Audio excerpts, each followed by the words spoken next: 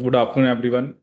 So last lecture में हम discuss कर रहे थे आपका कैंसर के बारे में। ठीक है, तो डिफरेंट एस्पेक्ट्स पढ़े थे हमने कैंसर से रिलेटेड, चाहे वो इसका ओरिजिन है, ठीक है, जैसे कार्सिनोमा किसको बोलते हैं, आपका सार्कोमा, ठीक है, ल्यूकीमिया किसको बोलते हैं, लिम्फोमा किसको बोलते हैं। और हमने अलग अलग जीन्स के बारे में भी पढ़ा था कि कुछ हमने पढ़ी थी ट्यूमर स्पेसिफिक एंटीजेंस की बात की थी, और कुछ हमने बात करी थी ट्यूमर एसोसिएटेड एंटीजेंस की। ठीक है, तो आज हम कुछ क्वेश्चंस करेंगे जो एग्जाम में आपके प्रीवियस ईयर में आ रखे हैं।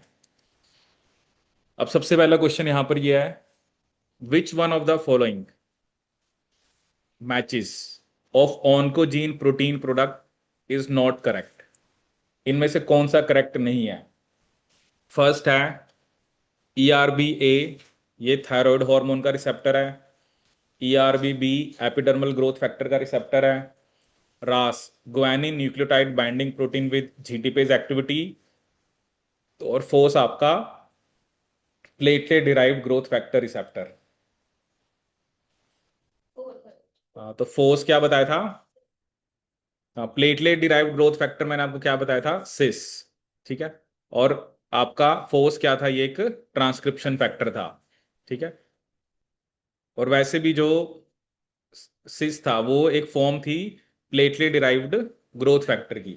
ठीक है, तो फोर्स वाला फोर्स एक ट्रांसक्रिप्शन फैक्टर है, तो ये स्टेटमेंट आपकी, मतलब ये मैच आपका इनकरेक्ट है। इसलिए मैंने आपको बताया था कि आपको ये जीन्स के प्रोडक्ट याद रखने पड़ेंगे। ठीक है, ये स्पेसिफिक टेबल अगर आपको याद होगी तो आप, मतलब बहुत सारे क्वेश्चन सिर्फ इसी बेस पे कर पाओगे। जैसे APC बताया था, DCC यहाँ पर आप याद रख सकते हो, NF1, WT1, मतलब ये सब एक तरह से ट्यूमर सप्रेसर जीन्स हैं।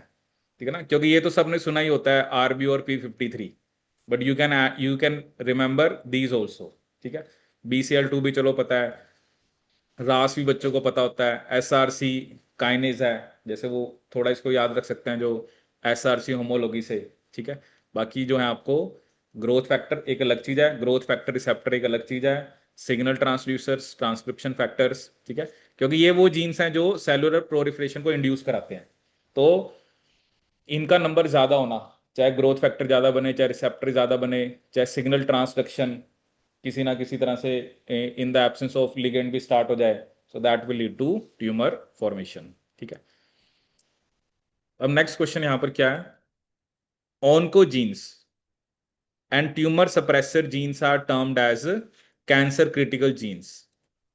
Increasingly powerful tools are now available for systematically searching the DNA or mRNAs of cancer cell for either significant mutations or altered expression. ठीक है, तो हमारे पास ऐसे टूल्स हैं जिससे हम क्या चेक कर सकते हैं, DNA या mRNA of cancer cells for either significant mutations or altered expression to identify independently an oncogene or a tumor suppressor gene.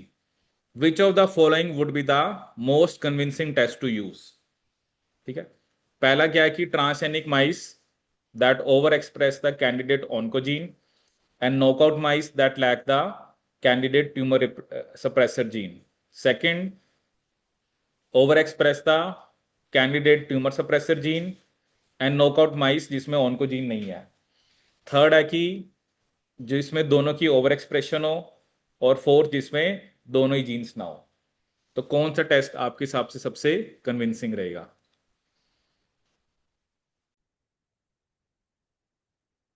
ठीक है, तो क्या आंसर होना चाहिए इसका आपका? फर्स्ट, देखो क्या है ना, जो आपने ये देखना है कि जो ऑन को जीना है, ठीक है, अगर उसका ऑब्वियसली ओवर एक्सप्रेशन होगा तो that will lead to tumour. और अगर आप ट्यूमर सप्रेसर जीन को रिमूव कर दोगे तब भी क्या होगा? ट्यूमर। ठीक है ना, क्योंकि अगर आपको इन दोनों जीन्स को पढ़ना है तो, क्योंकि अगर आपने ऑन को जीन को ही रिमूव कर दिया तो फिर कैंसर ही कैसे होगा? और ओवर एक्सप्रेशन कराओगे ट्यूमर सप्रेसर जीन की तब भी कैंसर नहीं होगा। ठीक है, तो और एक में क्या दिखा रखा है कि दोनों की ओवर एक्सप्रेशन, एक में दोनों का लैक। ठीक है, तो अगर आपने इन दोनों को स्टडी करना है तो आपको एक ट्रांसजेनिक माइस का मतलब क्या होता है? वो माइस जिसके अंदर हम में भी हम कुछ ऐसा ना कोई DNA डालेंगे या कुछ ऐसा जीन या कोई DNA डालेंगे जिसकी वजह से क्या हो, आपका वो जो ऑन को जीना उसकी एक्सप्रेशन ज्यादा हो। ठीक है, ताकि आपके लिए उसको स्टडी करना क्या रहे, इजी। और नॉकआउट क्या होता है, जिसमें आप जीन को रिमूव कर देते हो, ठीक है। जैसे अलग अलग टाइप के आजकल सिस्टम है, जैसे आपने सुना क्रीलॉक्स भी सुना आपने, क्रीलॉक्स भी, ये एक सिस्टम हम यूज करते हैं डिलीशन के लिए। एक क्रिस्पर कैस 9, ठीक है, ये सब हम मेनली आरडीटी के अंदर देखेंगे। तो अलग अलग टाइप के सिस्टम्स हैं जिनको हम यूज करते हैं फॉर, किसके लिए यूज करते हैं, आपका जीन एडिटिंग के लिए, ठीक है। अब नेक्स्ट क्वेश्चन है यहाँ पर, after successive surgery and chemotherapy the tumour of A breast cancer patient subsided, however after almost 5 years the tumor relapsed in more aggressive manner and did not respond to the conventional chemotherapy delivered earlier। ठीक है, कि जो हमने chemotherapy पहले दी थी अब वो काम भी नहीं कर रही है, मतलब 5 साल तक तो नहीं कुछ हुआ, बट 5 साल के बाद दोबारा ट्यूमर हो गया।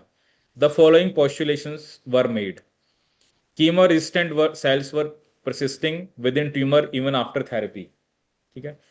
A population of quiescent cells existed which under favorable conditions transform to new tumor cells। C statement है यहां पर, high ABC transporter, high ABC transporter expressing cell persisted in the breast during chemotherapy। और fourth है, breast tumor cells which may have migrated to other tissues return to the breast immediately after chemotherapy was terminated।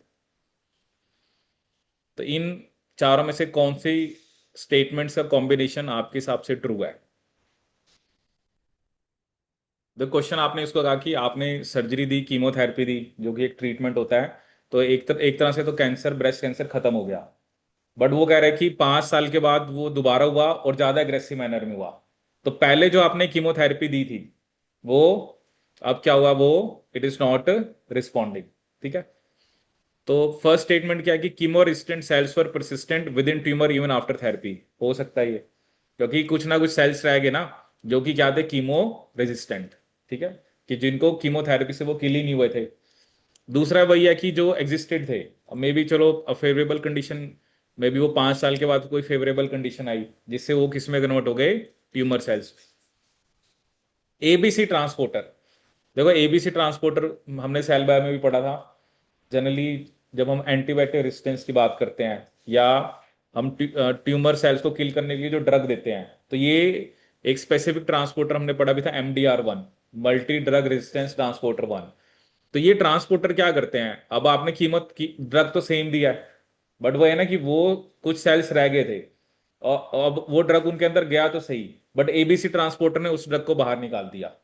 इस वजह से जो chemotherapy अब आपने दी, जो पहले दी थी, अब वो काम ही नहीं कर रही, क्योंकि सेल्स ने एक तरह से अपने आप को ऐसा बना लिया कि वो ड्रग, उसको पता है इस ड्रग ने उसे मारना है, तो एबीसी ट्रांसपोर्टर के थ्रू उसने ड्रग को बाहर निकाल दिया। तो ये स्टेटमेंट भी सही है, बट ये कहना गलत है ना कि ब्रेस्ट ट्यूमर के सेल वो किसी और टिश्यू में चले गए थे, और क्योंकि आपने सर्जरी जो की है या कीमोथेरेपी मान लो वो ब्रेस्ट वाले पार्ट पे ही करी है, वो कह रहा है कि वो जो सेल्स दूसरे टिश्यू में चले गए थे वो दोबारा ब्रेस्ट में आ गए, ऐसा तो हो नहीं सकता ना, क्योंकि वो तो फिर मेटास्टेसिस हो गया।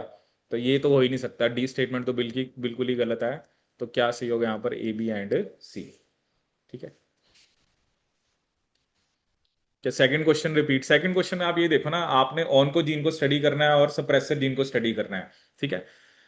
देखो क्या है, अगर तो आप ऑनको जीन को रिमूव कर दोगे तो फिर तो कैंसर ही नहीं होगा, ठीक है ना, वो तो चलो आप, वो तो आप हटा ही दो। और ट्यूमर सप्रेसर जीन को अगर आप बेसिकली क्या करोगे, उसको भी हटा दोगे तो क्या होगा, फिर कैंसर हो सकता है, ठीक है। अब इसमें क्या ना, आपके पास जो पॉसिबिलिटी आपने वो देखनी है, क्योंकि हमें हमें ये स्टडी करना है कि इंडिपेंडेंटली स्टडी करना है ऑनको जीन और ट्यूमर सप्रेसर जीन को, ठीक है। अब क्या होता है ना, ओवर एक्सप्रेस कराओ, ओवर एक्सप्रेशन से क्या होगा कि जो ट्यूमर सप्रेसर जीन भी है मान लो सेल के पास, बट ओवर एक्सप्रेशन होने की वजह से वो कैंसर करेगा, ठीक है ना। जैसे मान लो आप कह रहे हो कि सेल के अंदर ऑनको जीन भी है और ट्यूमर सप्रेसर जीन भी है, नॉर्मली हम ये कहते हैं ना सेल के अंदर ऑनको जीन भी है और ट्यूमर सप्रेसर जीन भी है। अब होता क्या ना, अब मान लो ऑनको जीन है, ठीक है, अब ऑनको जीन जैसे कोई भी मतलब जैसे आपने डिस्कस करी अलग अलग टाइप की प्रोटो ऑन्कोजीन्स हो सकती हैं। अब ऑन्कोजीन को रोकने के लिए क्या है, ऑन्कोजीन के इफेक्ट को रोकने के लिए ही ट्यूमर सप्रेसर जीन है, यही होता है ना। तो नॉर्मली सेल के अंदर ऑन्कोजीन भी है, ट्यूमर सप्रेसर जीन भी है। अगर मैं ऑन्कोजीन की एक्सप्रेशन को बढ़ा दूं, ठीक है ना, मान लो ऑन्कोजीन जो है उसको ओवर एक्सप्रेस करा रहे हैं। अब ट्यूमर सप्रेसर जीन का तो एक हद तक ही काम था ना, एक हद तक ही वो उसको रोक सकता था, लेकिन ऑन्कोजीन की एक्सप्रेशन ज्यादा होगी नॉर्मल से, तो that will lead to cancer. दूसरा क्या है, ऑन्कोजीन एज सच है, बट आप ट्यूमर सप्रेसर जीन को हटा दो तब भी तो कैंसर हो जाएगा ना। तो अगर आपने दोनों को इंडिपेंडेंटली स्टडी करना है, तो एक केस में तो आपको आपको क्या करना पड़ेगा, ऑन्कोजीन को ओवर एक्सप्रेस कराना पड़ेगा, और जो ट्यूमर सप्रेसर जीन है उसको नॉकआउट कराना पड़ेगा, ठीक है। क्योंकि दोनों को ओवर एक्सप्रेस कराओगे तो फिर क्या होगा, ये भी ओवर एक्सप्रेस हो रही है, ये भी हो रही है, तो फिर क्या, फिर पता ही नहीं लगेगा कैंसर होगा नहीं होगा, ठीक है। अगर आपने दोनों को हटा ही दिया फिर भी कुछ नहीं पता लगने वाला, ना तो कैंसर करने वाली जीन है ना बचाने वाली जीन है। और अगर आप ट्यूमर सप्रेसर जीन को ओवर एक्सप्रेस कराओगे फिर तो ट्यूमर होगा ही नहीं, ठीक है ना। आपने तो ये देखना है ना कि आप ये स्टडी करना चाहते हो कि कैंसर जो हो रहा है, ठीक है ना, उसको आपने स्टडी करना है कि उसमें क्या क्या हो रहा है, ठीक है। तो उसके लिए आपको वो माइस बनाना पड़ेगा जिसके अंदर कैंडिडेट ऑन्कोजीन की ओवर एक्सप्रेशन हो, ताकि ट्यूमर सप्रेसर जीन जो उसको रोक रही है वो उसे रोक ना पाए और ट्यूमर हो जाए। और ट्यूमर सप्रेसर जीन को हटाने से अब ऑन्कोजीन बस अपना फंक्शन दिखाएगा, and that will lead to tumour, ठीक है। तो क्या आंसर होगा इसका, फर्स्ट। अब ये क्वेश्चन है, ए ट्यूमर सप्रेसर प्रोटीन की क्या डेफिनेशन होगी। Is one whose function brings regression of a tumour, one where mutations are shown in cause or are associated with tumors, is inactivated by oncogenes, and fourth, it inhibits the progression of a cell cycle by phosphorylating cyclins.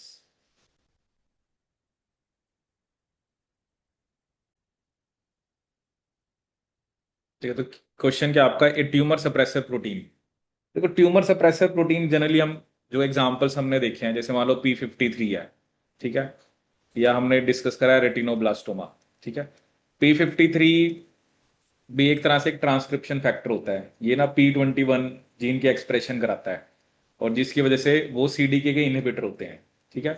तो retinoblastoma भी क्या होता है कि जो CDK4/6 cyclin D, वो retinoblastoma की phosphorylation करता है, ताकि जो वो वो E2F से एसोसिएट ना करे, और E2F फिर ट्रांसक्रिप्शन कराता है, ठीक है। So one whose function brings regression of a tumour, regression का मतलब डिक्रीज। देखो इन्होंने तो ट्यूमर बनने ही नहीं देना ना, ये थोड़ा है कि ट्यूमर हो गया उसका साइज कम करना है, तो ये स्टेटमेंट तो गलत है। रिग्रेशन का मतलब होता है डिक्रीज। सेकंड स्टेटमेंट है, one where mutations are shown in cause और आर एसोसिएटेड विद ट्यूमर्स, तो ये स्टेटमेंट सही है। जैसे ये ना मैंने आपको जेनेटिक्स में भी बताया था, मतलब ट्यूमर सप्रेसर जो प्रोटीन है, अगर वो अपना, जैसे हम बोलते हैं गेन ऑफ फंक्शन एक लॉस ऑफ फंक्शन, अगर ट्यूमर सप्रेसर जो ऑब्वियसली प्रोटीन तो जीन ही बना रही है, तो अगर वो अपना फंक्शन लॉस कर दे तो क्या होगा, that will lead to cancer. लेकिन जैसे हमने कहा था ना, जो प्रोटो ऑन्कोजीन्स हैं वो इनएक्टिव हैं, या ठीक है, देखो प्रोटो ऑन्कोजीन्स एक तरह से उन्होंने नॉर्मल जीन्स को भी बोला है, अगर वो नॉर्मल फंक्शन कर रही हैं तो सही है, बट अगर कुछ जीन्स का ओवर एक्सप्रेशन या कुछ जीन का गेन ऑफ फंक्शन की वजह से ट्यूमर होता है, ठीक है। तो ये हो सकता है कि जिसके कारण, जिसमें म्यूटेशन की वजह से ट्यूमर होता है, क्योंकि इसने रोका ही नहीं सेल साइकिल को। इज इनएक्टिवेटेड बाय ऑन्कोजीन्स, ऐसा तो कुछ है नहीं ना कि ऑन्कोजीन्स ट्यूमर सप्रेसर प्रोटीन को इनएक्टिवेट करती हैं, और ये भी नहीं, ये भी गलत है, क्योंकि ट्यूमर सप्रेसर प्रोटीन डायरेक्टली नहीं इनहिबिट करता, और मतलब वो साइक्लिन्स की फॉस्फोरिलेशन तो वैसे नहीं करते हैं, ठीक है ना। P53 जब हमने सेल साइकिल में पढ़ा था, ये एक ना, जब सेल के अंदर DNA डैमेज है तो P53 का लेवल बढ़ता है, तो ये ना P21 जो एक जीन है ना, ये एक तरह से ट्रांसक्रिप्शन फैक्टर की तरह काम करता है, तो P21 का लेवल बढ़ता है, एंड P21 जो होता है वो एक तरह से CDK साइक्लिन का इनहिबिटर होता है, ठीक है। और रेटिनोब्लास्टोमा तो it is the target of CDK4/6 cyclin D. So they are not linked with the, no doubt they are inhibiting the progression of cell cycle, but this thing is not correct कि वो cyclins की phosphorylation कराते हैं, ठीक है। तो ये statement आपकी गलत है। तो इसका आंसर होगा सेकंड। अब नेक्स्ट क्वेश्चन है, the following statements have been proposed for a cancer cell. पहला क्या है यहां पर, binding of P53 with MDM2 which is a ubiquitin E3 ligase is a precondition for cancer progression। ठीक है। दूसरा यहां पर क्या है, phosphorylation of tyrosine residue in the C terminus of CSRC is essential for cell invasion and motility। C statement है, loss of function of both alleles of tumor suppressor genes prevent metastasis। और fourth है, dimerization of CMYC Max leads to enhance cell proliferation. तो इसमें से आपने बताना है कि कौन सी स्टेटमेंट आपकी यहां पर करेक्ट है। ठीक है, तो जिसमें फर्स्ट स्टेटमेंट क्या है कि binding of P53 with MDM2 is a pre condition for cancer progression. तो ये स्टेटमेंट क्या आपकी कैसी है, करेक्ट है, क्योंकि अगर P53 MDM2 के साथ है तो वो अपना फंक्शन जो है वो नहीं दिखा पाएगा। ठीक है ना, क्योंकि P53 का काम है ट्यूमर को सप्रेस कराना। Phosphorylation of tyrosine residue in the C terminus of human CSRC is essential for cell invasion and motility। ठीक है। अब देखो ये SRC का आपको स्ट्रक्चर बता रखा है, जैसे वो इतना हम कहते हैं कि SRC होमोलॉगी 2, ये डोमेन्स होते हैं इसमें, SH4 SH3 SH2, एक ये काइनेस दिखा रखा है। तो आप देख सकते हो कि जब तो सी टर्मिनस पे जैसे टायरोसिन है, अगर तो उसकी फॉस्फोरिलेशन हो रखी है तब वो एक क्लोज्ड फॉर्म बना रहा है एंड दैट इज इनएक्टिव। तो जब ये इनएक्टिव है तो ये फिर आपका मतलब क्या करेगा, एक तरह से ये सेल मोटिलिटी नहीं करा पाएगा। ठीक है। लेकिन जब ये डीफॉस्फोरिलेटेड है तब ये क्या कराएगा, बेसिकली आपका ये एक्टिव फॉर्म में है। ठीक है ना, क्योंकि इसका काम वही होता है ना, ये आगे सिग्नलिंग है। जैसे हमने नॉर्मल पढ़ा है, ग्रोथ फैक्टर की सिग्नलिंग होती है, इंसुलिन की सिग्नलिंग होती है, तो उसमें सेल की ग्रोथ होती है, उसके लिए SRC का एक्टिव फॉर्म में होना जरूरी है। ठीक है। तो इसलिए ये स्टेटमेंट यहां पर, बाकी सब कुछ तो सही है, बट ये फॉस्फोरिलेशन की जगह डीफॉस्फोरिलेशन होना चाहिए था।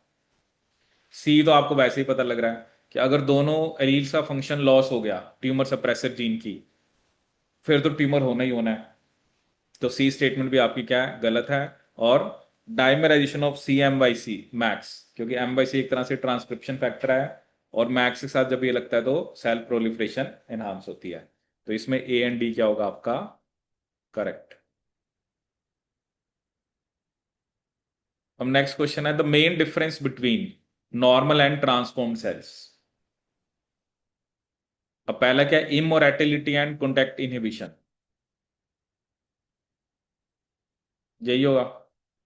क्योंकि ट्रांसफॉर्म्ड जो सेल्स होते हैं एक तो वो इमोर्टल हो गए, और वो क्या, वो कॉन्टैक्ट इनहिबिशन जो है वो नहीं शो करते। Shorter generation time and cell mobility, मतलब इसमें ना मेन डिफरेंस पूछा है, मे बी डिफरेंस तो और भी हो सकते हैं, बट मैंने आपको बताया था ना कि जो मेनली ट्रांसफॉर्म सेल्स होते हैं उनकी सीरम ग्रोथ, जो ग्रोथ फैक्टर्स होते हैं उसकी रिक्वायरमेंट कम हो जाती है। दूसरा मेनली मैंने आपको बताया था कि मतलब नॉर्मल जो सेल होते हैं दे show the property of contact inhibition, but they lose the property of contact inhibition, और ये इमोर्टल होते हैं। ठीक है। तो इसका आंसर क्या होगा आपका first. Which of the following events will not usually lead to transformation of a normal cell into a cancer cell? पहला है gain of function of oncogenes, so this will lead to cancer or not। हमसे पूछा है कि not, जो नहीं ले, that will not lead to transformation of a normal cell into cancer cell। तो फर्स्ट स्टेटमेंट तो क्या होगी आपकी, तो ये तो मतलब गेन ऑफ फंक्शन होगा तो कैंसर होगा, तो ये तो फिर हमारा आंसर गलत है। Loss of function of tumour suppressor, that will also lead to cancer, तो ये भी गलत है। Gain of function of genes involve in nucleotide excision repair, जैसे अब एक सेल का DNA डैमेज हुआ, अगर रिपेयर सिस्टम ने उसको ठीक कर दिया तो फिर थोड़ा वो कैंसर सेल में कन्वर्ट होगा, तो ये सही होना चाहिए। फिर वगैरह loss of function of pro apoptosis related genes, अगर एपोप्टोसिस वाली जीन्स जो हैं और उनका फंक्शन लॉस हो गया तो मतलब एपोप्टोसिस होगा ही नहीं, तो that will also lead to cancer. तो ये आंसर भी हमारा नहीं हो सकता। तो सही आंसर क्या होगा? थर्ड। आप समझ रहे हो ना? थोड़ा सा ऐसे वो आपको कंफ्यूज करेगा। एक तो आपने थ्योरी पढ़ी ना, आपको loss of function, gain of function, आपको पता होना चाहिए कि जो जो जीन्स आपने पढ़ी हैं, जो जीन्स हमने पढ़ी हैं स्टार्टिंग वाली के अंदर, ठीक है, जो हमने ये पढ़ी हैं, जो कैटेगरी वन है, इनका मतलब फंक्शन गेन, गेन तो चलो नॉर्मल तो काम कर रहे हैं, ओवर एक्सप्रेशन की वजह से कैंसर हो रहा है। ट्रांसक्रिप्शन फैक्टर ज्यादा बन गया, ग्रोथ फैक्टर ज्यादा बन गए, ग्रोथ फैक्टर रिसेप्टर ज्यादा एक्सप्रेस हो गए। लेकिन जो ट्यूमर सप्रेसर जीन्स हैं उनके लॉस ऑफ फंक्शन की वजह से ट्यूमर हो रहा है। अब एपोप्टोसिस में क्या है? अगर तो एक अब नॉर्मल सेल बना है तो हमने उसका एपोप्टोसिस करवाना है, ठीक है ना। लेकिन अगर जो जो जीन्स जैसे BCL2 हम बात कर रहे हैं, तो ये सप्रेसर है, अगर इसकी एक्सप्रेशन ज्यादा होगी तो फिर ये क्या करेगा, इस सेल का एपोप्टोसिस होने ही नहीं दे रहा है, that will also lead to tumour. ठीक है ना, तो ये आपको ध्यान रखना है।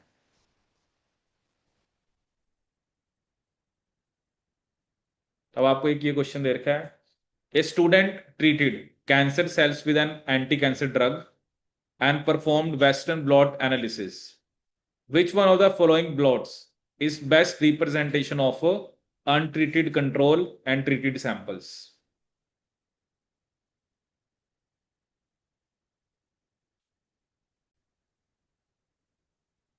ठीक है, तो चलिए देखते हैं इस क्वेश्चन को। अब इसमें आपको क्या देखा है, एक कंट्रोल है और एक ट्रीटेड है। ट्रीट ट्रीट किससे कराया आपने? एंटी कैंसर ड्रग से। ठीक है। अब इसमें आप देख सकते हो कि जनरली जैसे अब आपने मान लो साइक्लिन D1 है, P53 है। अब साइक्लिन D1 का लेवल तो कम होना चाहिए, क्योंकि साइक्लिन D1 का लेवल ज्यादा होगा फिर वो तो ग्रोथ कराएगा। ठीक है। तो साइक्लिन D1 का लेवल आप अगर देख रहे हो थर्ड और फोर्थ ऑप्शन में आपका ट्रीटेड के अंदर कम है। ठीक है। P53 ट्यूमर सप्रेसर है, इसका लेवल ज्यादा होना चाहिए। ठीक है। तो मतलब ऑप्शन तो थर्ड या फोर्थ में से ही बनेगी। सोनिक हैजोग का लेवल भी एक तरह से कम शो कर रखा है। ठीक है। और लोडिंग कंट्रोल तो जो भी है, अब हमने देखना है PARP। PARP जो है एक तरह से इसका रोल होता है रिपेयर के अंदर। कहां पर इसका रोल होता है? रिपेयर के अंदर। लेकिन जब आपका एपोप्टोसिस वाला पाथवे स्टार्ट होता है तो कैस्पेस की प्रेजेंस में इसकी क्लीवेज हो जाती है। ठीक है। अब जो क्लीव्ड PARP है इट इज नॉट फंक्शनल। जो क्लीव्ड PARP है वो फंक्शनल नहीं है, तो वो DNA रिपेयर पाथवे को नहीं एक्टिवेट करा पाएगा। इसका मतलब क्या है कि ये सेल का एपोप्टोसिस कराएगा, और हमें ड्रग देने के बाद वही तो कराना है। तो क्लीव्ड PARP का लेवल आपको ज्यादा देखने को मिलेगा किस केस में? अगर अगर आपने एंटी कैंसर ड्रग दिया है। ठीक है। इसका मतलब क्या है कि ये एपोप्टोसिस का मार्कर है। ठीक है ना। और ऑब्वियसली आप जब एक कैंसर सेल को ड्रग दे रहे हो तो आप चाहते हो कि उसका एपोप्टोसिस हो। ठीक है ना, यही इसलिए तो आपने ड्रग दिया ना। तो उसके अंदर PARP का लेवल भी क्या होता है आपका? ज्यादा। तो क्या आंसर बनेगा इसका? थर्ड। आप समझ रहे हो ना इस बात को कि थ्योरी एक हद तक है, ठीक है ना, बट बहुत सारी चीजें आपको वो ऐसे पूछते हैं। अब वही होता है ना, अब मान लो हमने PARP पढ़ा ही नहीं हुआ तो फिर आप क्वेश्चन ही नहीं कर पाओगे। अब ये हर एक प्रोटीन आप नहीं स्टडी कर सकते ना। ये तो है कि जो प्रीवियस ईयर में क्वेश्चन आ रखे हैं, जैसे भी आपने पिछला क्वेश्चन देखा, हमने SRC के बारे में पढ़ लिया, हमें नॉलेज मिल गई कि SRC जब फॉस्फोलेटेड होता है वो इनएक्टिव होता है। आपको CMYC मैक्स के बारे में पता लग गया, क्योंकि हर एक कुछ चीजें कॉमन भी हो सकती हैं। जैसे अब क्या होता है ना, अब आपको होता है क्लीव्ड PARP का लेवल ज्यादा होगा उस केस में जब वो कैंसर सेल नहीं है। अगर वो कैंसर सेल है, अगर वो कैंसरस ट्रांसफॉर्मेशन दिखा रहा है, तब तो PAPRP का लेवल क्या होगा आपका? कम होगा, क्योंकि फिर वो एपोप्टोसिस नहीं हो रहा ना। ठीक है। नेक्स्ट क्वेश्चन है, following are the list of some proteins BCL2, BCLXL, A1 Bax, which of the protein is और are not anti apoptotic? BCL2 क्या होता है? तो हमसे तो नोट पूछा है, तो ये तो हो नहीं सकता। BCLXL, तो ये भी नहीं हो सकता। बैक्स, वही ना, बैक्स और बैक हमने पढ़े थे, तो it is not anti apoptotic. तो इसमें डी ओनली बन रहा, और कोई बनेगा ही नहीं आपका। ठीक है। अब आपको ये क्वेश्चन दे रखा है, प्रोस्टेट कैंसर सेल्स, ठीक है, ये अभी हम देखते हैं। Prostate cancer cells were treated with drug A and drug B in order to check the efficacy of drugs in arresting the growth of cell. The following were obtained, मतलब ये हमारे पास ना कुछ रिजल्ट्स हैं जब हमने ड्रग ए दिया है और जब हमने ड्रग बी दिया है, ठीक है।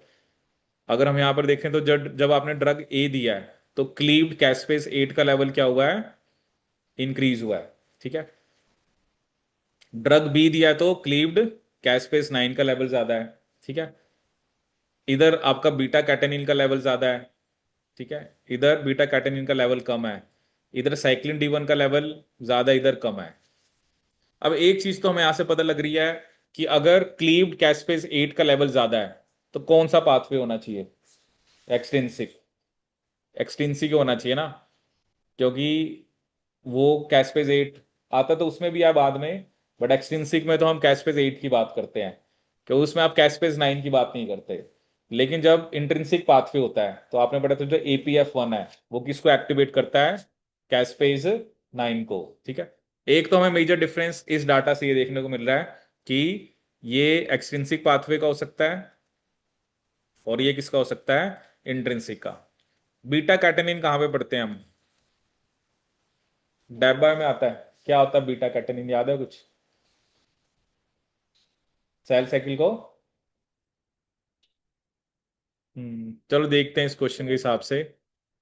पहला क्या लिख रहा है, drug A targets the W NT signalling pathway but does not lead to death of cell. अब डब्ल्यू एंटी सिग्नलिंग पाथवे कौन सा होता है, हम्म अब इसने हमसे क्या पूछा है, नॉट करेक्ट पूछा है इसमें, नॉट करेक्ट पूछा है। तो drug A W NT signalling pathway दिखाता है बट सेल की डेथ नहीं होगी। जैसे इसमें बीटा कैटेनिन का लेवल ज्यादा है तो सेल की डेथ नहीं होगी। नहीं वो तो छोड़ो ना, अब अलग अलग पाथवे की बात हो रही है ना, कैस्पेस वाली तो सिग्नलिंग अलग ही है। अब हम ये बात कर रहे हैं कि अगर आपने जो ड्रग ए के केस में बीटा कैटेनिन का लेवल ज्यादा है तो डब्ल्यू एंटी वाली सिग्नलिंग होगी, तो that will does not lead to death of cell. तो ये सही है गलत है,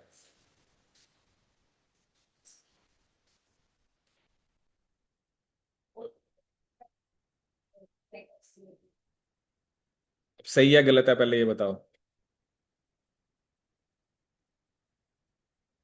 अब इसको कैस्पेस से रिलेट मत करो ना, अभी आप सिर्फ ये देखो कि अगर डब्ल्यू एंटी वाली होती है तो बीटा कैटेनिन का लेवल आप कहते हो ज्यादा होता है, तब क्या होता है।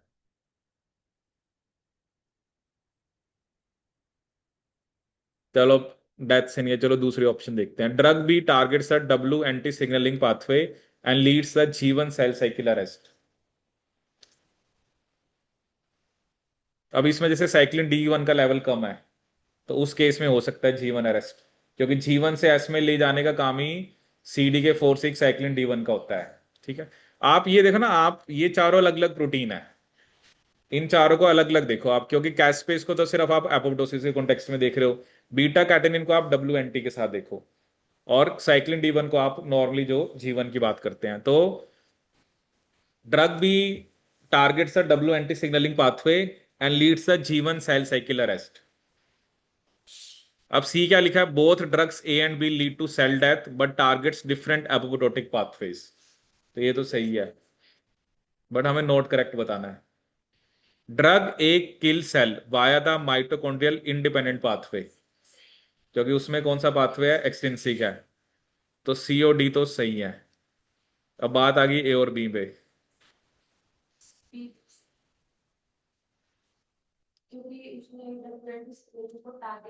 हाँ, मतलब WNT वाली सिग्नलिंग होती है तो बीटा कैटेनिन कम हो जाता है।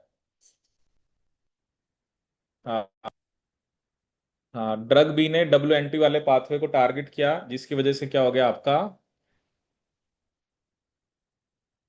हाँ, तो इसमें फिर नॉट करेक्ट क्या होगा आपका, ए। क्योंकि उसमें अगर बीटा कैटेनिन का लेवल या तो ज्यादा है तो मतलब वो सिग्नलिंग पाथवे वो टारगेट कर ही नहीं रहा है, यही मतलब हुआ ना। और दूसरे वाले में कम है, इसका मतलब ड्रग बी ने उस वाले पाथवे को क्या करा आपका, टारगेट किया है। तो क्या आंसर बनेगा इसका, ए।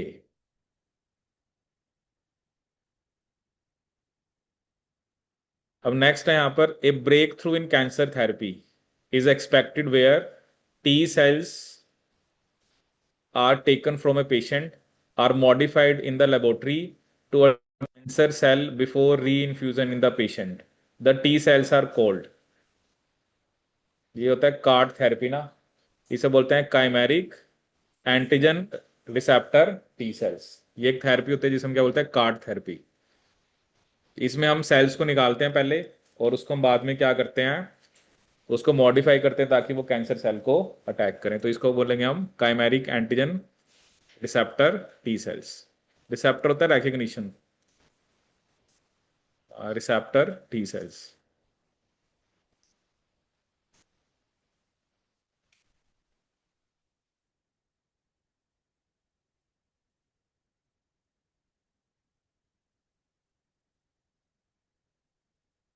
ठीक है, अब नेक्स्ट क्वेश्चन क्या है यहाँ पर, विच of the following statements about cancer is incorrect.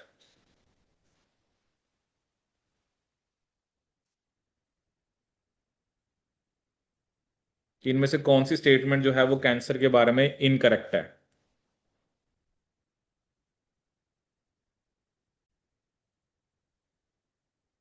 ठीक है, तो क्या क्वेश्चन आपको दे रखा है, which one of the following statement about cancer is incorrect. The CMYC gene is translocated to one of the immunoglobulin loci in a majority of Burkitt's lymphomas। ठीक है, तो ये वही था ना, हमने कौन कौन सा क्रोमोसोम इन्वॉल्व था, 8 एंड 14, तो ये सही है। Viral integration into the cellular genome may convert a proto-oncogene into an oncogene, ये भी करेक्ट है। The function of P53 and retinoblastoma are augmented by E6 and E7 proteins of human papilloma virus, ये गलत है। ठीक है, क्योंकि जो आपका E6 और E7 है, जो ह्यूमन पैप्लियोमा वायरस का E6 है वो P53 को इनहिबिट करता है, और जो E7 है वो रेटिनोब्लास्टोमा को करता है। ऑगमेंट का मतलब होता है इंक्रीज करना, तो यहाँ तो ऑगमेंट नहीं हो रहा ना, यहाँ पर तो क्या हो रहा है आपका, इनहिबिट हो रहा है। तो ये स्टेटमेंट आपकी इनकरेक्ट है।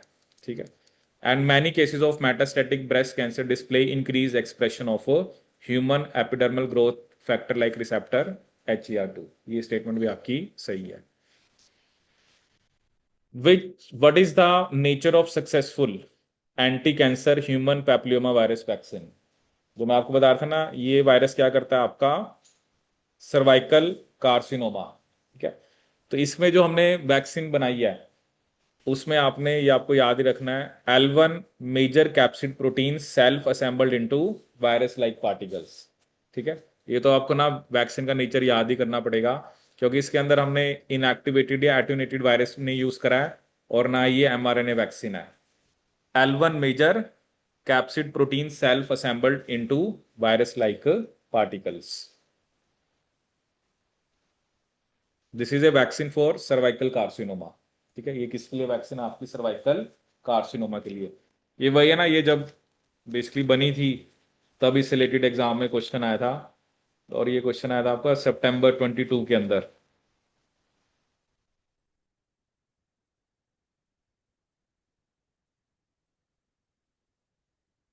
ये इवनिंग शिफ्ट में आया था। ये वैक्सीन का नेचर आपको याद रखना है, और दूसरी शिफ्ट में भी ये क्वेश्चन आया था, वो भी हम डिस्कस करेंगे।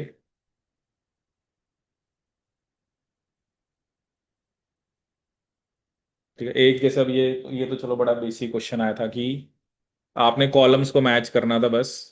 ठीक है, ल्यूकीमिया।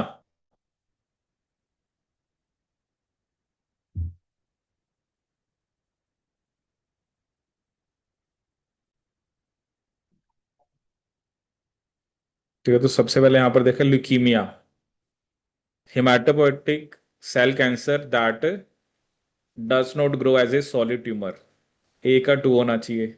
सार्कोमा क्या बताया था आपको, mesodermal connective tissue. Carcinoma ecto या एंडोडर्मल दोनों हो सकता है। और मेलानोमा, वो नाम से पता लग रहा है कि pigment producing sales of skin. और देखो ये सिंपल सा क्वेश्चन आता है, या ये क्वेश्चन आ जाता है कि अगर कोई कैंसर एक्टोडर्मल एंडोडर्मल ओरिजिन का तो उसका क्या नाम है, मेसोडर्मल ओरिजिन का तो उसका क्या नाम है। ठीक है, अब ये देखो ये क्वेश्चन ही आया था। A tumour that has arisen from a endodermal tissue, तो उसको क्या बोलोगे आप? कार्सिनोमा। तो ए का क्या होना चाहिए? वो तो है ही नहीं। है कि नहीं है? ए का क्या होना चाहिए? अच्छा, ए का टू है। और देखो बाकी मैच कर रहे हैं। Cancer cells arising from the haematopoietic stem cell that do not grow as solid tumour, leukaemia. तो बी का फोर ही होगा। A permanent change in the genome of a cell that results in abnormal growth, उसे क्या बोल रहा है? वो ट्रांसफॉर्मेशन। और एक ट्यूमर जो मिजोडर्मल कनेक्टिव टिश्यू का है, उसका क्या नाम है? सार्कोमा। अब ये क्वेश्चन भी मतलब 4 4 मार्क्स में आ जाते हैं ऐसे। अब ये क्वेश्चन जो मैं आपको बता रहा था ना, एक क्वेश्चन आया था आपका जो ह्यूमन पैपिलोमा वायरस वाला, वो आया था आपका इसमें इवनिंग शिफ्ट में आया था एक, और एक आपका आया था इसमें मॉर्निंग शिफ्ट में। Following statements are made about some of the abnormally expressing protein in human cancer. Increased telomerase expression always contributes to increased cell death in cancer cell. Telomerase expression ज्यादा होने से तो उल्टा सेल्स की growth ज्यादा होती है, डेथ तो होती नहीं है। ये तो गलत है। Over production of anti apoptotic protein can lead to inappropriate cell survival and is associated with chronic lymphoblastic leukaemia. ठीक है, हो सकता है ये, क्योंकि BCL2 का ओवर प्रोडक्शन की वजह से सेल का सर्वाइवल इनअप्रोप्रिएट हो सकता है। ठीक है। E5, E6, E7 and coded by human papilloma virus are tumour suppressors. ये तो गलत है ना, ये तो ट्यूमर सप्रेसर जीन को इनहिबिट करते हैं, तो ये तो ट्यूमर के लिए रिस्पॉन्सिबल है। तो सी भी गलत है, मतलब ए और सी तो गलत है। Over expression of cyclin D1 or loss of P61 and retinoblastoma can cause inappropriate unregulated passage through the restriction point in late G1। तो ये क्या होगा आपका? सही है।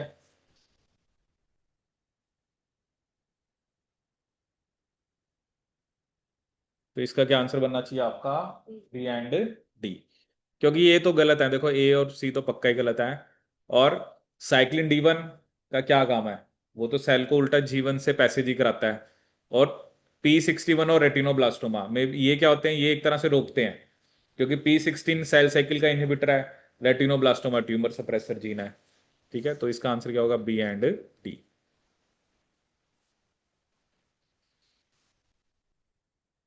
अब एक क्वेश्चन ये है कि जो मैंने आपसे पहले भी पूछा था, जब मैंने आपको कहा था आप देखना, following statements have been proposed for cancer cells and cancer stem cells. Cancer cells mostly have mutations, whereas cancer stem cells do not. एक स्टेटमेंट यह है, cancer cells divide to form two different population of cell, whereas cancer stem cells do not divide. C statement है, cancer stem cells can undergo self renewal, but cancer cells cannot. Cancer cells are predominantly resistant to chemotherapy and radiation. और एक है कि cancer stem cells are found only in bone marrow and placenta. बताओ इनमें से कौन सी statement आपकी correct है? ठीक है, तो देखते हैं इन स्टेटमेंट्स को। तो फर्स्ट स्टेटमेंट यहां पर क्या है? Cancer cells mostly have mutations, where cancer stem cells do not. ठीक है। अब देखो क्या ना, ये वैसे तो मतलब ये यहां से बात कर रहा है। वैसे तो क्या है कि एक स्टेम सेल था, अब उसमें कुछ ना कुछ या तो म्यूटेशन हुई है जिसकी वजह से कैंसर स्टेम सेल बना है। तो इनमें सेल्फ रिन्यूअल का मतलब क्या होता है कि ये खुद का नंबर इंक्रीज कर सकते हैं।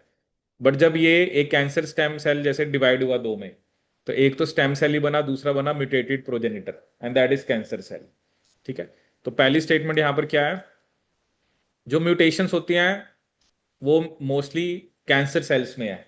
ठीक है, where as cancer stem cells do not. ठीक है। दूसरा क्या लिख रहा है कि cancer cell divide to form two different population of cell. ये गलत है ना, क्योंकि it is a cancer stem cell जो आपको दो डिफरेंट टाइप ऑफ पॉपुलेशन दे रहा है। एक तो कैंसर स्टेम सेल ही ले रहा है और दूसरा कौन सा है आपका? जो जो उसने कहा है म्यूटेटेड प्रोजेनिटर। ठीक है। Cancer stem cells can undergo self renewal, where as cancer cells can not. तो ये भी सही है। ठीक है। फिर उसने क्या एक स्टेटमेंट बोली है कि जो कैंसर सेल्स हैं they are predominantly resistant to chemotherapy and radiation. ये तो गलत है, क्योंकि कैंसर सेल तो मतलब आप थेरेपी रेडिएशन इसलिए दे रहे हो ना ताकि उनकी डेथ हो। ये हो सकता है कि स्टेम सेल्स रेजिस्टेंट होते हैं, तभी जैसे अभी हमने क्वेश्चन भी किया ना, आपने थेरेपी दी बट कुछ सेल्स रह गए फॉर एग्जांपल, इसलिए वो रिलैप्स हो सकता है। और cancer stem cells are found only in the bone marrow and placenta, तो ये भी क्या आपका गलत है। तो कैंसर तो अलग अलग टाइप का है ना, अब ये देखना पड़ेगा ना कि वो मतलब कहाँ से ओरिजिनेट होके आ रहे हैं। ठीक है, तो ये कहना कि कैंसर स्टेम सेल सिर्फ बोन मैरो प्लेसेंटा मिलते हैं, ये स्टेटमेंट भी आपकी क्या है, गलत है। तो इसमें क्या आंसर होगा, C and A and C is correct. अभी एक ये क्वेश्चन आया था अभी आपका जून, जो जुलाई 24 में एग्जाम हुआ था। A cancer clinic is treating four unrelated patients suffering from chronic myelogenous leukemia। तो सीएमएल में कौन सा क्रोमोसोम इन्वॉल्व था, 9th and 22। A researcher sequences the Philadelphia chromosome from the, which is 22nd chromosome, from the leukemic cells of these patients and makes the following statement। पहली statement क्या है, जो DNA sequence है was identical in the translocation breakage and rejoining sections in all leukemic cells in 4 patient। जैसे अब आपने देखा था ना कि 9th और 22 कुछ ना कुछ ट्रांसलोकेशन हुई है, तो वो कह रहा है जो ब्रेकेज हुई है और जो रीजॉइनिंग है वो आइडेंटिकल है सभी पेशेंट्स में। दूसरा वो क्या कर रहा है, the DNA sequence was identical in all leukemic cells from patient 1, but every patient had a different translocation breakage and rejoining sequence।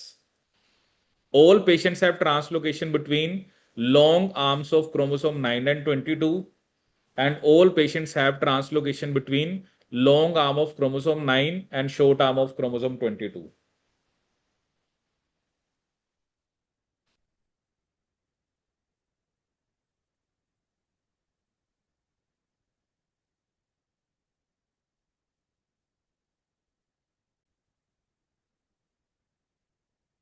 ठीक है, तो सीएमएल हमने डिस्कस किया था जिसमें नाइन्थ और कौन सा क्रोमोसोम इन्वॉल्व होता है आपका, 22nd। ठीक है,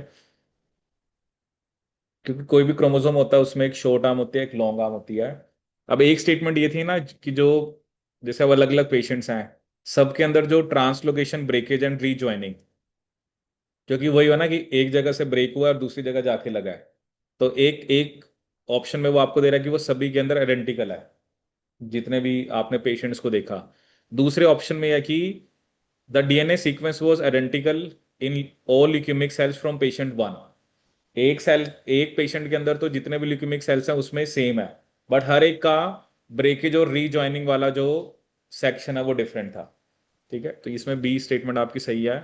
और जो ट्रांसलोकेशन किसके बीच में हुई थी, आपकी लॉन्ग आर्म्स के बीच में। तो इसका क्या आंसर बनेगा, बी एंड सी।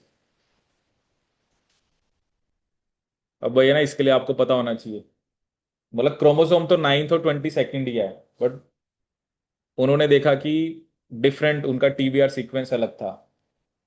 क्योंकि चलो अब एक सिर्फ आप सिर्फ एक आर्म की बात करो ना, एक लॉन्ग आर्म है, बट कहाँ पे ट्रांसलोकेशन ब्रेकेज हो रही है, रीजॉइनिंग हो रही है। क्योंकि एक बार मान लो एक का पार्ट कट के दूसरे पे चला गया और दूसरे का मान लो पहले पे आना है, तो वो ब्रेकेज और रीजॉइनिंग के पॉइंट्स अलग अलग हो सकते हैं। ठीक है, हो वो लॉन्ग आर्म पे ही रहा है, बट जो ट्रांसलोकेशन ब्रेकेज और रीजॉइनिंग जो है वो अलग अलग है। ठीक है, अब एक क्वेश्चन आया था एग्जाम में, normal human fibroblast, cancer cells that originated in stem cells, and fibroblast induced with HTRT cells। मतलब ये कुछ HTRT क्या होता है, transduced with, were passage for 35 generations। Southern blot analysis was performed using DNA from above cells using radio labeled probes for telomeric sequences। Which one of the following band patterns would be observed in the autoradiograph। अब इसमें आपने किसको target करना है, जो टीलोमेरिक sequences हैं। मतलब आपके पास तीन टाइप के सेल हैं, एक फाइब्रोब्लास्ट हैं, एक कैंसर सेल्स हैं, और एक फाइब्रोब्लास्ट जिसको हमने किसके साथ ट्रांसड्यूस कराया है, HTRT।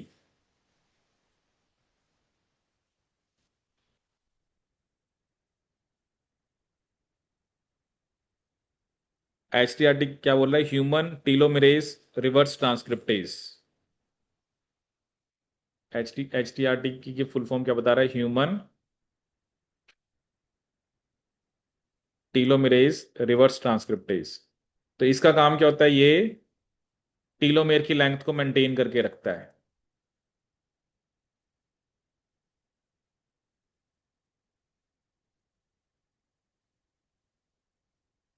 सबसे कम तो वैसे फाइब्रोब्लास्ट में ही होना चाहिए, क्योंकि उसके जो टीलोमेर है वो कैसे होते हैं आपके, वो कैसे होने चाहिए आपके, छोटे होंगे, क्योंकि वो नॉर्मल सेल है ना। लेकिन जो कैंसर सेल है, और जैसे आपने उसको रिवर्स ट्रांसक्रिप्टेज साथ में दे दिया, तो वो क्या करेगा ना, क्योंकि telomerase is a specialised reverse transcriptase, जब हम टीलोमेरेज के बारे में पढ़ते हैं तो वो टीलोमेर्स की लेंथ को मेंटेन करके रखेगा। तो ये जो 18 to 20 फाइब्रोब्लास्ट, ये तो गलत है, क्योंकि आपके पास दो ही फिगर हैं, 7 to 9 या 18 to 20। तो फाइब्रोब्लास्ट के अंदर टीलोमेर की लेंथ कम होगी, ये बात पक्की है। और बाकी जो दोनों हैं, क्योंकि कैंसर और HTRT सेल्स उसको हम सेम ही रखेंगे, दोनों के अंदर 18 to 20 के भी होगी। तो क्या आंसर होना चाहिए, ए। ये एक बड़ा एक खास बात होता है ना कि टीलोमेरेज की जो एक्टिविटी है वो कैंसर सेल में ज्यादा होती है। देखो नॉर्मल जो सेल होता है ना, वो आपका जैसे जैसे डिवाइड करते हैं तो टीलोमेर की लेंथ छोटी होती जाती है, और अल्टीमेटली क्या होगा, जब टीलोमेर खत्म तो सेल खत्म। एक बार ऐसे, एक बार और भी क्वेश्चन आया था एग्जाम में, जैसे उन्होंने ना कंपैरिजन लिया ह्यूमन और माइस सेल का। तो उन्होंने कहा कि ह्यूमन के सेल्स जो होते हैं वो कम टाइम डिवाइड करते हैं, जैसे मान लो एक बार डिवाइड करा तो अब उसका टीलोमेर छोटा हो गया, दो तीन, मान लो 10 बार करता है। ठीक है, एग्जैक्ट स्टेटमेंट तो मुझे भी ध्यान नहीं है, लेकिन कह रहा है माइस का जो सेल है वो 100 टाइम्स डिवीजन दिखा रहा है। एक बार डिवाइड करा फिर दो बार। इसका मतलब क्या है कि माइस के जो सेल्स हैं उसके अंदर जो क्रोमोसोम है उसके टीलोमेयर लंबे हैं। जितना टीलोमेयर लंबा होगा उतने ही सेल्स ज्यादा टाइम डिवाइड कर पाएंगे। जब टीलोमेयर खत्म तो सेल खत्म। इसलिए इन दोनों, ये जो सेल है, ठीक है ना, जो कैंसर सेल है और जिसको आपने ह्यूमन टीलोमेरेज रिवर्स ट्रांसक्रिप्टेज, देखो फाइब्रोब्लास्ट को आपने रिवर्स ट्रांसक्रिप्टेज अलग से दे दिया, तो वो क्या करेगा, वो टीलोमेयर बनाता जाएगा एक्स्ट्रा। ठीक है ना, और उस वजह से उसके अंदर आपको टीलोमेर की लेंथ जो है वो ज्यादा देखने को मिलेगी, क्योंकि फाइब्रोब्लास्ट तो एक हद तक ही डिवाइड करते हैं। ठीक है, वैसे भी फाइब्रोब्लास्ट चलो हमारे अंदर अ, मतलब डिवाइड करते हैं, क्योंकि 35 जनरेशन तो दे ही रखी हैं। ठीक है, तो फाइब्रोब्लास्ट में आपको लेंथ कम देखने को मिलेगी, और कैंसर और HTRT सेल्स में ज्यादा देखने को मिलेगी। ठीक है, तो ये आपके एग्जाम में आए थे लास्ट वाले सेशन में। नहीं होता है, बट बात देखो जब भी सेल के अंदर, जब सेल डिवाइड करता है रेप्लिकेशन तो करनी पड़ेगी। तो DNA रेप्लिकेशन के बाद टीलोमेर तो बाद में ही ऐड होते हैं ना। बट क्या था कि पहले जो टीलोमेर की लेंथ थी, अब एक से जब दो सेल बने तो उसके अंदर अब टीलोमेर की लेंथ कम होगी, क्योंकि DNA, क्रोमोसोम किसके बने हुए, DNA के, रेप्लिकेशन करनी पड़ती है, और रेप्लिकेशन के बाद आपको टीलोमेर भी तो ऐड करने पड़ेंगे ना। तो वो टीलोमेर की लेंथ अब कम होगी, क्योंकि टीलोमेरेज एंड्स पे ऐड होते हैं, उनका काम होता है प्रोटेक्शन का। अब वो टीलोमेयर छोटा ऐड हुआ जितना पहले वाले सेल में था, तो हर एक में छोटा छोटा होता जा रहा है, और एक बार तो फिर खत्म ही हो जाएगा, फिर सेल खत्म। हम्म। देखो स्टेम सेल, देखो यहां पर हम सिर्फ एक नॉर्मल और कैंसर सेल को कंपेयर कर रहे हैं। ठीक है, अब हिमेटोपोइटिक स्टेम सेल एक सेल थोड़ा पड़ा हुआ है, वो तो इतने सारे सेल्स है ना। हाँ, तो वो बनती रहती है, तो स्टेम सेल्स भी फिर ज्यादा है ना। स्टेम सेल्स वो होते हैं जो डिवाइड करते हैं, जैसे उसको बोला मल्टीपोटेंट। ये थोड़ा कि अब तो देर इज ए, वो बोलते हैं ना कि हिमेटोपोइटिक स्टेम सेल्स का एक एक लेवल है कि बोन मैरो के अंदर, और वो रहने चाहिए, क्योंकि उन्होंने ही ब्लड के सेल्स बनाने हैं।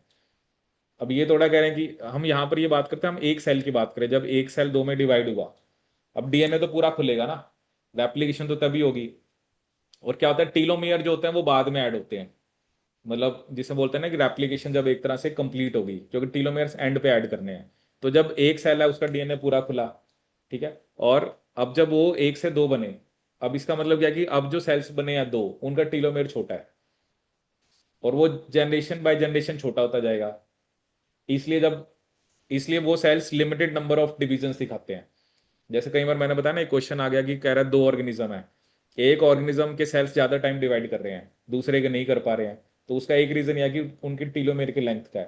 तो इसलिए जो कैंसर सेल होता है ना, उसमें साइंटिस्ट का मेन इंटरेस्ट रहता है कि वो इस चीज को स्टडी करें, किस चीज को, कि जो टीलोमेर्स की लेंथ है, ठीक है ना। क्योंकि कैंसर सेल, नॉर्मल सेल तो डिवाइड कर ही नहीं रहा, कैंसर सेल के अंदर टीलोमेरेज की एक्टिविटी ज्यादा है। जैसे अभी ये क्वेश्चन भी हमने किया था ना पीछे, जो आपका ये था, जिसमें हमने इस स्टेटमेंट को गलत कहा था, increase telomerase expression always contribute to increase cell death. Telomerase activity तो उल्टा सेल की ग्रोथ करा रही है, सेल डेथ नहीं करा रही है, ठीक है। तभी मैं अल्टीमेटली आप देख रहे हो कि सेल साइकिल, कैंसर, ठीक है, आपका एपोप्टोसिस, ये सब चीजें लिंक है।